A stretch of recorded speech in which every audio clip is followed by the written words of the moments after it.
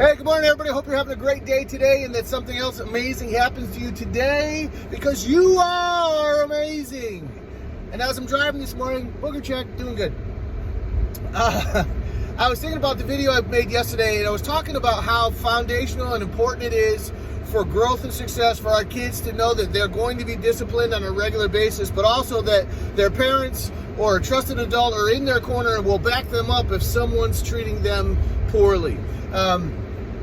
And I told you I would share a story this morning with about how this kind of played out in my life one time, and I want you as you go today to think about how can you display to someone or let people know in your life that you were in their corner. That's whether you see that kid sitting in the cafeteria by himself. How do you go let that person know that they're not alone and someone's in your corner? How do you let your wife know? How do you let your kids know? How can you let people know in your life or that you see throughout the day that somebody's in their corner? And it can look a lot of different ways, but how can you do it? Think about that today as you go. How can you participate in somebody's well-being by letting them know that you're on their side and that you're in their corners? One example was I was in elementary school. When I was in 4th grade, I went to Glendale Elementary School. And our principal was fantastic. And I would just, to frame this for you, I was the kind of student that was in the office a lot. I had my own seat with my name on it. The secretaries knew my name. The principals knew my name. I was the student. I think Miss Relier, I think I had her for third grade. She kind of characterized me well. She said, Joshua, on my report card, Joshua remains both a joy and a trial.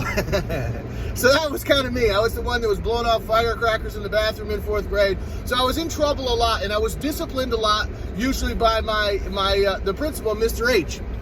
And I'm just going to use his name, Mr. Hatter, because he was awesome. And Mr. Hatter was our principal. And so I was always in trouble. I knew that not always, but I knew that if I got in trouble, I was going to go to the office. He was going to discipline me, whatever the discipline of the school was. And then when I got home, I was going to get discipline from my parents as well. But Mr. Hatter also let me know regularly that he was on my side, that he enjoyed me as a person, and that he was in my corner. One time specifically, I remember, that was foundational for me in my life. I was in the library, and whatever I was doing, our class was in the library, and there's a kid in my class that thought it was okay for him to tell my mom, he said, hey Josh, your mom is an N lover. I'm not even going to use the word because it's a disgusting word. I don't care who's using it, nobody should use it. I don't care what color you are, nobody should use it. And he said, Josh, your mom's an N lover. And at that time in my life, I realized, okay, he's not being complimentary. So I hopped out of my seat, found this kid in my class, and proceeded to beat the snot out of him.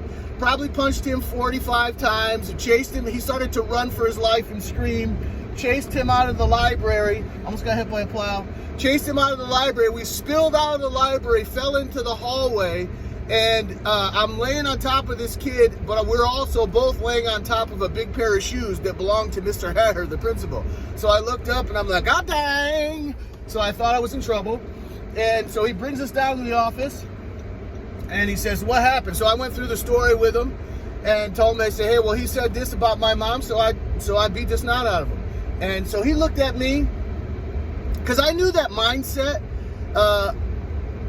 that this kid had was ridiculous and ignorant and moronic. I knew it, but I wasn't sure that if other folks in my circle knew it as well. So I told him what happened. He looked at me, Mr. Hatter did, and he looked at the kid in here and he said, kid, he said to the other kid, he said, if I even hear you've ever in your life said anything like that to Josh again, I'm locking Hughes and you in my office for 5 minutes and I'm leaving.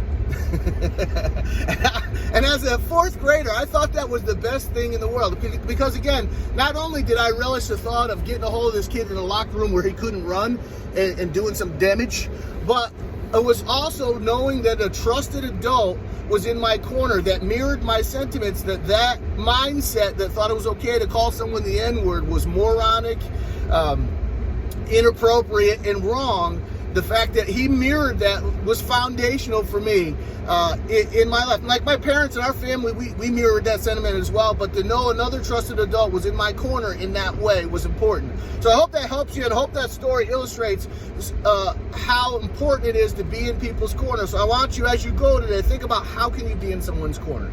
I hope that helps you. Peace.